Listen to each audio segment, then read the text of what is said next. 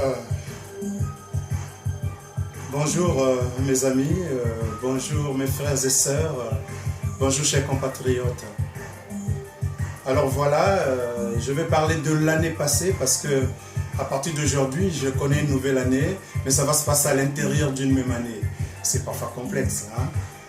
Je suis né il y a beaucoup d'années passées. C'était un mois de mai, le 7. Mais aujourd'hui, c'est encore un 7 mai, pour le préciser là. Alors, me voici en face de vous. J'ai fait le point de l'année passée. Essayez de me comprendre dans ma façon de présenter la situation. Donc, le petit crochet que je fais dans l'année passée consiste à démontrer que aujourd'hui, ayant donc gagné une année de plus, je vais faire juste un constat affligeant. Toute l'année passée, en majorité, a été vécue par des tragédies. Alors, des tragédies lesquelles j'ai laissé une partie de moi dans la douleur, dans le regret. Alors, la problématique que je vais traiter ce matin, c'est intitulé « L'art de la dangerosité ». Dans ce paradigme, je vais donc faire le constat d'une constellation inachevée. C'est comme si je m'étais engagé tout le temps à bâtir des œuvres, parfois des œuvres très parfaites, mais ces œuvres ont été toujours stoppées dans l'âme ou dans l'œuf, comme on le dit. Au Congo-Brazzaville, j'avais déjà suffisamment avancé dans ma carrière, mais cette carrière a été stoppée à cause de la guerre. Et j'ai été forcé de quitter mon pays. Je me suis retrouvé en exil. Là, le Seigneur m'a relevé. Il m'a enseigné autre chose dans mon exil en Afrique de l'Ouest. Il m'a ramené plus de moyens que je n'en avais eu au Congo-Brazzaville, alors que j'avais un poste de travail qui me permettait de vivre de manière très très équilibrée. Mais en exil, je n'avais pas de travail, mais le Seigneur a pourvu pour moi une sorte de technicalité qui m'a permis de vivre avec, j'allais dire, décence. Mes enfants ne manquaient de rien. Et voilà, l'exil est passé, maintenant je suis au Canada. J'ai pensé trouver l'équilibre ici également, mais je suis comme pourchassé par cet art de la dangerosité, où c'est le vide. Parfois, je suis obligé de gérer des grands vides. Parfois, dans ces vides, je m'en vais toujours à la rencontre de moi-même. Et cette rencontre de moi-même me plonge dans une sorte de trompabilité, dans un code de valeurs où je m'en vais chercher à m'analyser, à comprendre les phénomènes qui ont entouré ma vie. Alors, de cela, j'ai conclu une chose. Ce sont les grandes tragédies qui révèlent les grands hommes. En effet, dans la douleur, dans la souffrance, dans les tragédies, allons-y à la rencontre de nous-mêmes.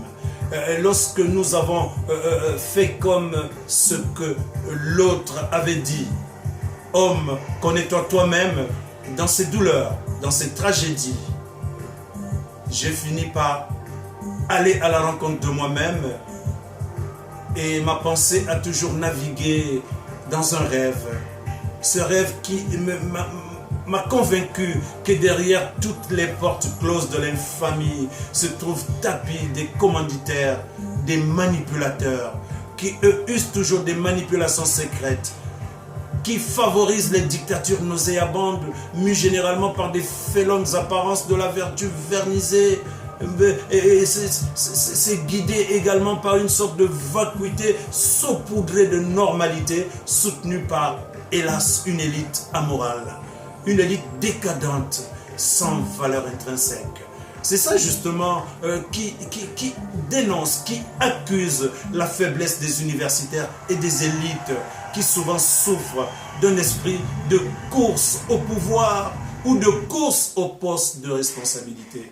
On ne peut pas accepter en tant qu'élite ou en tant qu'universitaire d'être dans un groupe où on va se contenter ou d'orienter ou d'apporter, n'est-ce pas, son eau dans le moulin, mais plutôt on voudrait participer à quelques œuvres ou à quelques démarches politiques parce qu'on se dit qu'on pourrait aussi arriver au pouvoir. Il y en a qui passent par des partis politiques, quand bien même ils n'auraient pas la compétence de diriger un État, mais ils veulent quand même être chefs de parti. Et d'autres, lorsqu'ils viennent dans un mouvement, mais ils se disent que, tiens, avec ce mouvement, ça peut me servir de tremplin, et ce tremplin me permettrait donc d'avoir des postes de responsabilité. Oh mon Dieu, méfiez-vous, chers bien-aimés, méfiez-vous de confier le pouvoir souvent à quelques resquilleurs qui, lorsqu'ils grimpent les marches du pouvoir, abusent de celles et ceux qui leur ont confié cette responsabilité. Chers bien-aimés, c'est ici l'occasion de continuer à vous dire, et je suis sûr que vous êtes très attentifs, vous ne perdez pas votre temps, même si c'est 1 minute que vous m'accordez.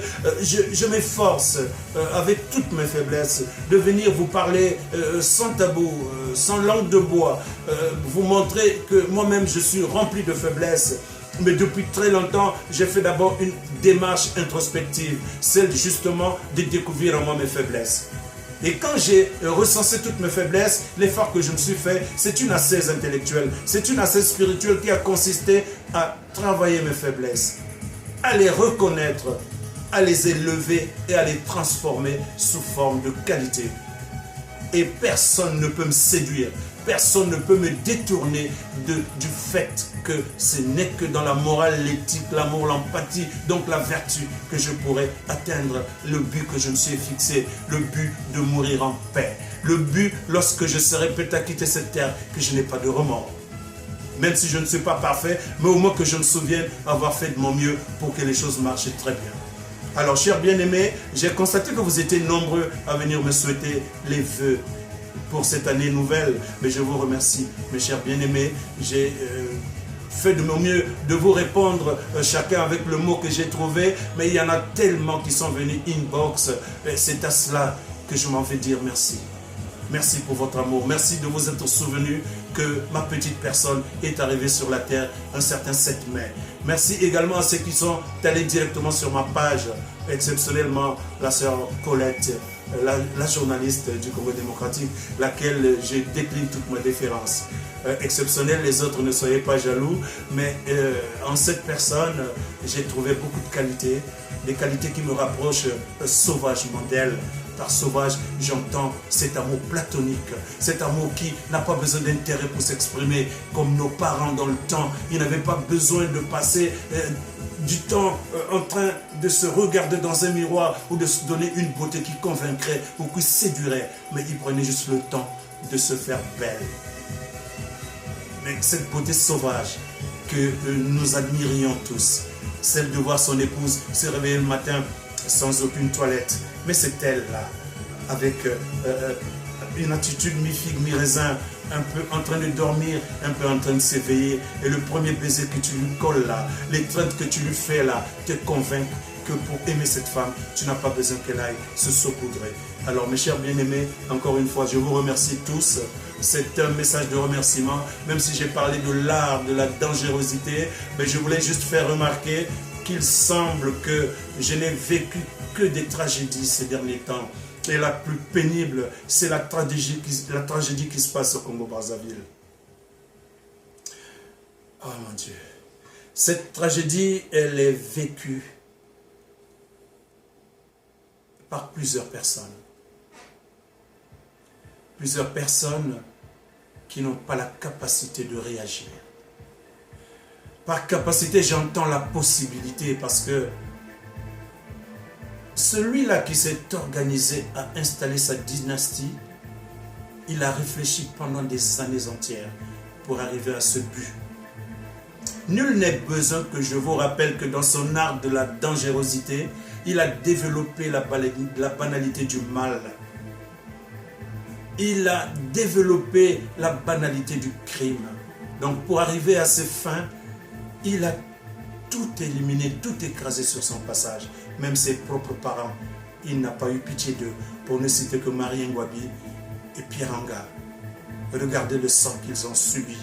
Regardez la mort brutale que ces deux personnes ont subie.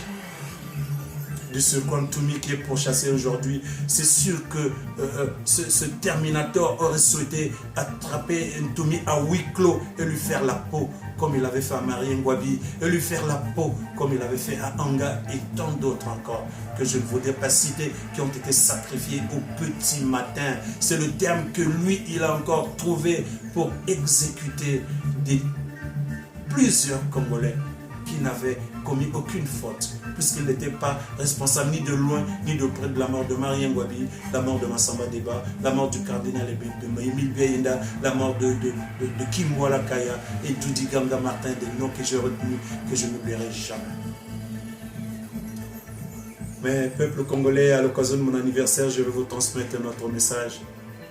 C'est celui de comprendre qu'une seule personne ne peut pas hypothéquer l'avenir de toute une population, de tout un pays.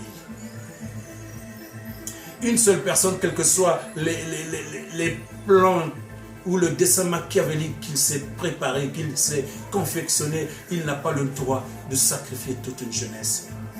Et cette jeunesse ne peut pas se laisser faire.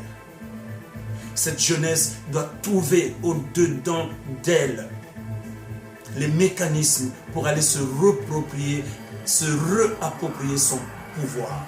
Parce que le pouvoir est au peuple. Les richesses qui sont sur cette terre appartiennent au peuple. Il n'y a pas de raison que Sassou et son clan puissent bénéficier de ces richesses et en fassent ce qu'ils veulent, comme ils sont en train de faire aux yeux et aux yeux de tout le monde, sous prétexte qu'ils ont les armes. Mais est-ce qu'il n'y a qu'eux qui peuvent utiliser ces méthodes de crime, d'assassinat? Il n'y a que eux qui sont capables. C'est la question que je continue à me poser. Est-ce que si j'étais militaire, j'allais laisser Sassou faire ce qu'il est en train de faire, humilier tout un peuple? Est-ce qu'à l'intérieur de cette armée, de cette police, ils ont été tellement sodomisés qu'ils n'ont plus aucune possibilité de réagir pour libérer ce peuple, pour assister à la mort? Mais c'est une complicité de crime. Mais c'est une complicité de crime. L'armée congolaise est en train de se rendre coupable et complice de beaucoup de crimes sur les populations congolaises.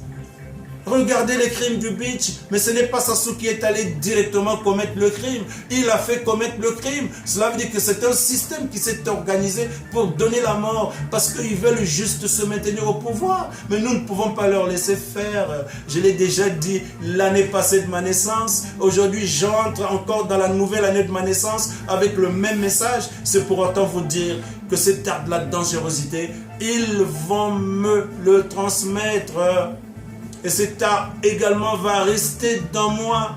Et c'est sûr que mes enfants, mes amis, mes frères, mes sœurs qui m'écoutent, ils vont finalement comprendre que nous avons vécu que c'est dans cette banalité du mal, dans cette banalité du crime. Et nous allons tous entrer dans cet art de la dangerosité. Sassou est en train de préparer un pays qui va vivre dans une situation assez complexe. J'ai terminé sur ce côté. Maintenant, j'ai l'autre côté. C'est celui de diviser le Congo en Congo Sud et en Congo Nord. Tout au fond de mon âme, ce serait une solution. Une solution qui nous épargnerait donc de subir le dessein machiavélique de Sassou Nguesso. Ok, mais pensez-vous que lorsque nous allons créer cet État du Sud, Sassou nous laissera tranquille? Avec la façon dont il s'est surarmé, serons-nous prêts à nous armer pour faire face à Sassou? Les frères du côté nord, je vais citer Boao, Jean-Marie et Michel Moukoko et autres Jean Ngwabi, pour ne citer que cela, qui décidément se sont mis avec Madame Mounari et autres parfaits Kolela. Comment vous allez les diviser? Dans quelle situation vous allez mettre Boao, lui qui donc avait obligé de choisir entre le nord et le sud? Ou sera-t-il au centre? Parce qu'il y a également des peuples qui se réclament du centre, comme notre frère Okombi Salissa par exemple. De quel côté nous allons le mettre? Il va se mettre debout au centre et il y aura une république du nord, une république du sud et une république du centre. Non, je pense que nous pouvons faire mieux. Le sud doit simplement s'unir. S'unir avec des frères du nord qui ont compris que le mal n'est pas un mal du nord, mais le mal est personnifié. Le mal s'appelle Sassou Nguesso et un système. C'est ce système qu'il faut détruire. C'est ce système qu'il faut bouter dehors. Soyons objectifs. Je vous comprends les frères Pangou, Poiti et autres qui cogitent dans ce sens. Je ne suis pas opposé à cette idée. Vous voulez juste protéger notre progéniture. Je suis d'accord avec vous. Mais nous pouvons aller au-delà de cette réflexion. Moi, je pense que le fait que nous ayons des personnes comme Jean-Marie Mokoko et les autres, nous pouvons plutôt nous mettre avec eux et regarder quelle est la République que nous pouvons repenser. Parce que le Congo n'a pas besoin d'être divisé, nous ne sommes pas nombreux. Nous comptons à peine 4 millions. Si on additionne les étrangers qui se sont fédérés à nous, qui sont devenus Congolais par alliance. Dans les pays où nous nous trouvons, les Canadiens par alliance n'existent pas. Même s'ils se le disent au fond d'eux, mais en réalité, lorsqu'on prend la nationalité canadienne, on devient Canadien. Lorsqu'on prend la nationalité française, on devrait être Français. Et vice-versa aux États-Unis, lorsque le noir prend la nationalité américaine, il devrait être américain, mais qu'on ne devrait pas le cibler par rapport à sa couleur, ou encore on ne devrait pas rester des pauvres exécuteurs ou terminateurs juste parce qu'on veut exterminer une race. Ça, c'est une sorte de pauvreté intellectuelle qui anime un certain nombre de personnes qui ont ramené leur cerveau au niveau du ventre, au niveau des jambes pour toujours marcher vers le mal. Alors, chers bien-aimés, je vais arrêter là mon propos. L'art de la dangerosité, c'est celle que j'ai vécue, c'est celle que vous vivez. Mais cet art est souvent peaufiné par des systèmes cruels, des systèmes souvent mystiques, le genre Illuminati, le genre franc-maçonnerie, le genre templier. Ils sont toujours là. Il y en a qui veulent perpétuer le bien tel qu'il y a des médecins. Je pense qu'il y a des médecins qui sont francs-maçons également, mais qui eux vont soigner. Mais si seulement ils sont rentrés dans le commerce des organes, en réalité, il y en a qui le font pour gagner de l'argent, mais d'autres le font pour prendre ces organes et aider les malades, sauver les malades. Mais l'organe de qui doit-on aller prélever? C'est là où se trouve le problème éthique, le problème moral. L'organe de qui on doit aller prélever? Est-ce qu'il faut maintenant tuer les personnes qui sont vivantes, qui sont en bonne santé, pour prélever les organes en eux, les frigorifier et expédier pour gagner quelques millions? C'est là où il y a un problème grave. Mais c'est si tu cites une personne qui est en train de décéder et qu'il a encore des organes qui fonctionnent bien et que ces organes peuvent servir, en ce moment ça rentre dans un cadre légal, dans un cadre conventionnel, et ça doit être arbitré de manière civilisée, parce que nous voyons bien que même dans le commerce, les gens ne sont pas capables d'être civilisés, comme une fois dans ce domaine occulte où il faut faire le commerce des organes humains, on va user davantage de vices. Donc de l'art de la dangerosité. Vous voyez, les humains ont développé tous les mécanismes pour qu'ils profitent toujours. Mais moi je pense que ce n'est pas du tout intelligent. L'être humain que Dieu a créé, il lui a doté de l'intelligence, parce qu'être créé à l'image de Dieu, c'est avoir l'esprit de Dieu. Avoir l'esprit de Dieu, c'est avoir l'intelligence. Mais comment peut-on comprendre que les gens qui ont l'intelligence, comment peut-on comprendre que les gens qui ont l'esprit de Dieu puissent s'appauvrir pour aller tuer d'autres humains?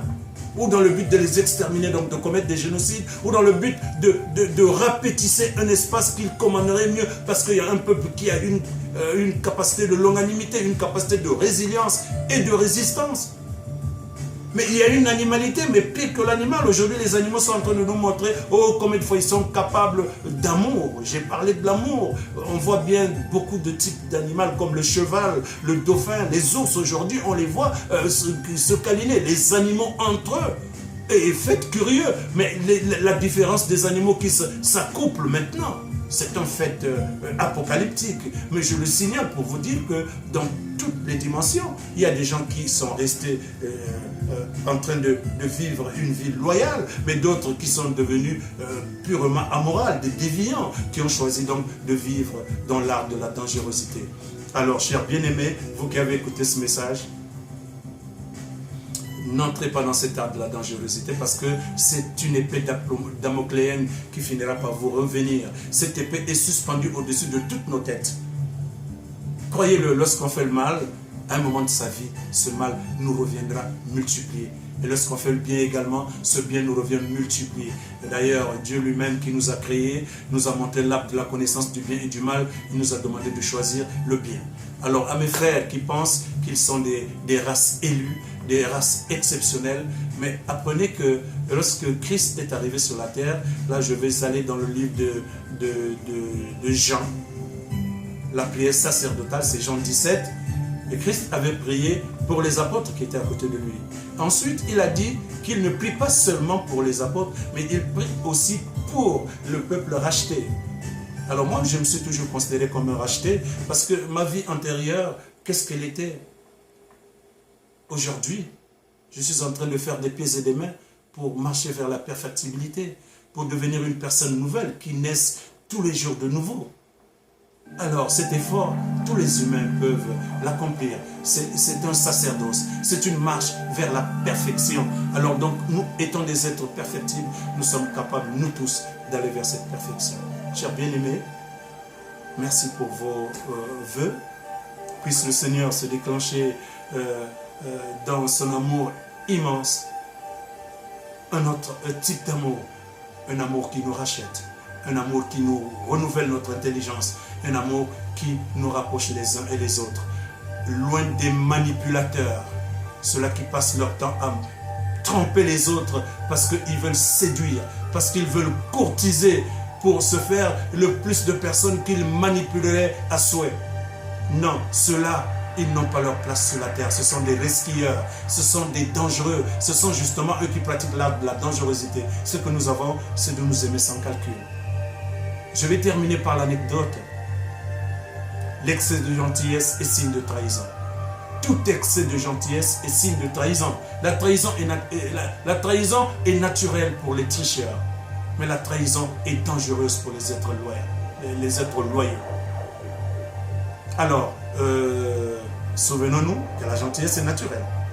Nous devons être gentils simplement, sans calcul, sans habillage. Mais lorsqu'il y a des excès dans la gentillesse, c'est qu'il y a un problème. On veut cacher quelque chose. Soit on veut soutirer quelque chose dans l'autre, soit on veut palper les poches de l'autre pour lui soutirer ce qu'il a à l'intérieur, soit on a un bon petit coup d'œil vers le bien de l'autre que nous aurons souhaité et nous approprier, mais puisqu'on doit le faire de la manière félonne, ça va être un vol, une fraude, une dole, une tricherie, comme Papy Sassou sait le faire. Lui, il a passé toute sa vie en train de tuer pour garder le fauteuil qu'il a ramené de la planète Jupiter ou de la planète d'Oyo, où il va s'organiser pour changer l'assiette électorale en sa faveur, comme si les autres ne savaient pas compter. Comme nous ne savons pas qu'il y a très peu de gens à Oyo et les habitants d'Oyo ne peuvent pas être plus peuplés que les habitants du pôle qu'il est en train d'aller massacrer. Mais pour lui, dans sa tête malade, il veut créer l'équilibre. C'est-à-dire que Oyo pourrait être surpeuplé, donc plus peuplé que le pôle. Mais regardez comment cet homme fonctionne. Regardez vous-même, appréciez vous-même combien de fois il est malade, ce monsieur. Alors, peuple congolais, comme dit mon frère Kouka, les personnes civilisées, peuple civilisé, mettons-nous ensemble pour chasser ce monsieur avec tout son système et puis on va faire redémarrer un Congo nouveau. Pour cela, nous devons assister nos frères qui souffrent, ceux-là qui sont dans les prisons. Je ne vais pas citer un seul, sinon je vais oublier un autre. Mais tous, sans exception, qu'on nous les sorte pour qu'ils retrouvent la liberté, parce que la liberté, ce n'est pas ces dictateurs qui leur ont donné cette liberté, c'est Dieu. Aussi, que nos frères qui sont en résidence surveillée, mais que ceux-là, ils retrouvent leur liberté. Personne n'a le droit de mettre personne en résidence surveillée parce que le pays n'appartient pas à ce petit clan des barbares. Alors que la paix revienne parce que les Congolais du Sud et du Nord peuvent s'entendre.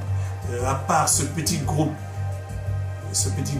de malades mentaux, c'est eux qu'il faut foutre dehors. Ce sont des psychopathes. Encore merci mes bien-aimés.